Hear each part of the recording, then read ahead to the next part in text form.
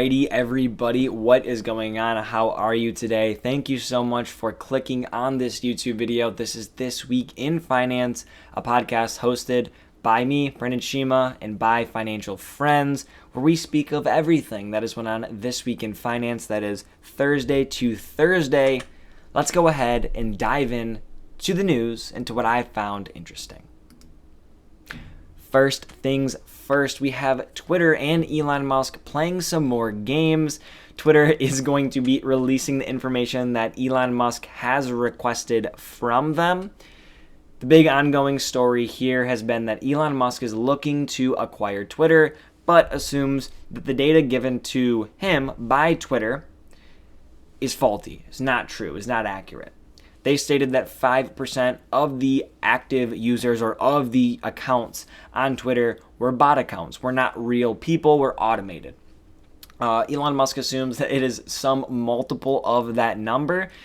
He has been asking for more information, more data.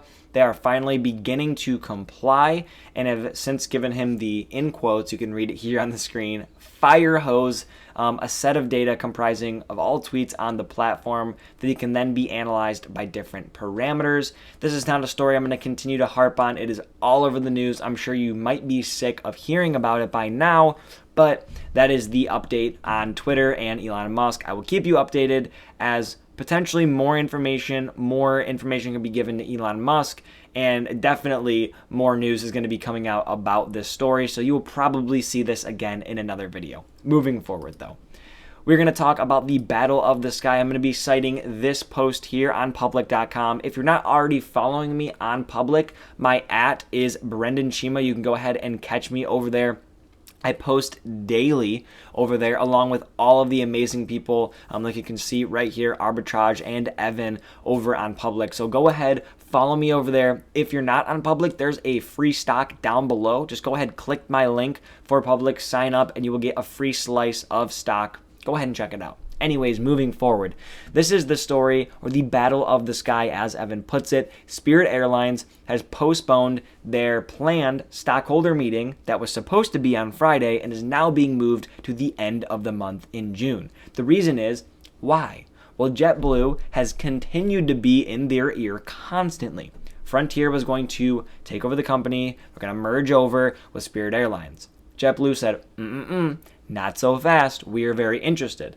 The big issue here has been Spirit accepted the deal. And as in this quote here from Spirit, they remain bound by the terms of the merger agreement, and Spirit's board has not determined that either JetBlue's unsolicited tender offer or the update is a superior as defined in the merger agreement, and so they've made no change in the recommendation that they will accept this merger. But the meeting has been moved. So what is this signaling? What exactly is going on here? Well, things are heating up. JetBlue is continuing to raise their offer. The big concern with accepting the deal from JetBlue has been that if that deal does happen, will it go through? A lot of antitrust things or words have been thrown around, right? People are assuming that if it does happen, if JetBlue and Spirit are going to merge, that it will be blocked because the company could potentially then be too big. JetBlue clearly has confidence that this isn't going to happen because they upped that $200 million offer if it did get blocked to $350 million. So showing off that confidence that we are confident that this is going to happen and it will be fine. Either way, as Evan states here, either of these deals would create the 5th largest U.S. airline. But they're now going to be looking at some more offers, or at least hoping that Frontier and JetBlue will raise their offers. Now, we have 2 stories coming out of Disney. Thank you very much, Evan, for that update. Really do appreciate it. Disney has fired their TV content chief, Peter Rice. This is big news, and this is big news for a couple of reasons. Now, the first reason is that Peter Rice supposedly was generally liked, and he did have a ton of experience. So you're getting rid of an executive that really was this most senior person in your company in regard to the TV business, and they manage a good portion of television. Rice oversaw the 20th Century Television, ABC Entertainment, ABC News, and FX. So he oversaw a ton of different content that was being put out by Disney in the television world. They fire him to hire in, one step below him, Dana Walden, who was really, when Fox came over to Disney, when that merger, that purchase happened, they were, 1 and 2, boom, right into Disney. And now they're taking out that first person. The reason I'm bringing this up, the reason this story is important, is Bob Chapek is up soon for CEO. So his contract will be expiring. They'll be adventuring or potentially trying to find someone else. However, in this instance, because of this firing, the board backed Bob Chapek. Peter Rice reportedly was going to be a potential suitor for that CEO position. Bob Chapek on Monday pulled him into his office in a roughly 7-minute meeting. It was reported, fired him. Done. Does that not seem fishy to anybody else, right? So is Bob Chapek doing this just to help himself and to make sure that there is no one else who's qualified and good enough for that position? Or is there some underlying reason we don't know? The rumor has it that, again, Peter Rice was well-liked and was obviously a high-up executive with a ton of experience. So it just doesn't make sense. Again, the board did support Bob Chapek in this. Not sure if they would have came out against him at this time. The stock is suffering over the long, last, I don't know how many couple months, and even back into the pandemic. But either way, this is a little suspect to me. This is the bad news, good news, because the good news is Disney is continuing to invest in content. I have one note over here on my laptop. Content is king. Content is the main thing that we are concerned about with Disney. The more content they can put out, the more collectibles, the more plushes, the more digital content, the more anything else that they can do. They just need to keep putting out more content. Management estimates it will be a $32 billion bill to continue to push content out in 2022. Notable movies like Lightyear coming out soon, Strange World's coming out. We have The Way of Water, Avatar. They also re-upped for multiple other movies after Avatar. We also have Black Panther, Wakanda Forever coming out. So there's a ton of big box office hits. They did an Obi-Wan Kenobi Disney Plus show. Multiverse of Madness just recently came out. They're continuing to bolster their content lineup. Very important moving forward. The stock, again, you could see here, this is the 1-month chart, basically trading flat. But if we pull up the 1-year chart, just a straight down shot. This is good for me. I'm an investor. I'll continue to be an investor. I'm continuing to buy in to this business, and I will really do so for the long term. I believe in Disney. They have a massive lineup, a massive company that owns so much of the entertainment and the sports world. I think over the long run, everything here is going to be fine. In the short term, this story does concern me just a small amount of, just a little bit, especially if Bob Chapek does get re-upped again, which I believe he more than likely will. But it just looks a little suspect, and you hope that people within the company do not start to resent him. That's when real problems will start to happen. Next story here, as I take a sip of water. Target. This was a big story over the past week. Target expects to be squeezed out of some profits because they have a ton of inventory. Target came out, made a statement, said, look, we have a lot of orders. In the short term, we're going to take hits to our profits. We're going to cancel orders, mark down stuff. We're going to look to cut expenses elsewhere.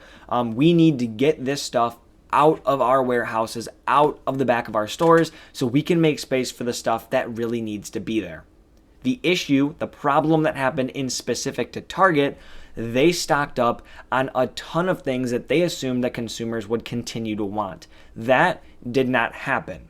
Consumers changed their preferences away from the things they were buying and are now looking to buy different things. And CEOs, executives, people continue to state, be careful with this information. It does not mean that the consumer is not buying anymore, just that they're looking to buy different things. But this is a big problem when it comes to retail stocks. I made a whole video on it before. You can go ahead and click and look for that up here. It's also linked in my public post that I'm going to kind of source here now.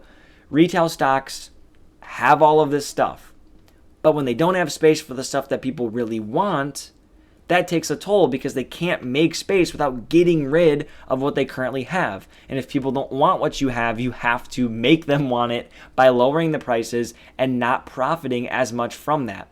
Target, Walmart, they have to buy the inventory they have. And while it is an asset, it sits on your balance sheet until you can get rid of it. And you don't want to see that stockpile build because it means one thing. You're not making money on what you're buying because you can't get rid of it. If I bought all of the Babe Ruth cards in the world and I had them all I did so far was spend money. I didn't make anything because I didn't sell anything. It's all fake paper gains. And essentially that's what Target and Walmart and other retailers have done. You could see here, I did a little focus on Target and Walmart. Their inventory buildup over the past year has been big. Target here, $10.53 billion, up to then $13.9 billion the beginning of this year, and relatively currently, as of the last update or the last earnings report, $15.08 billion.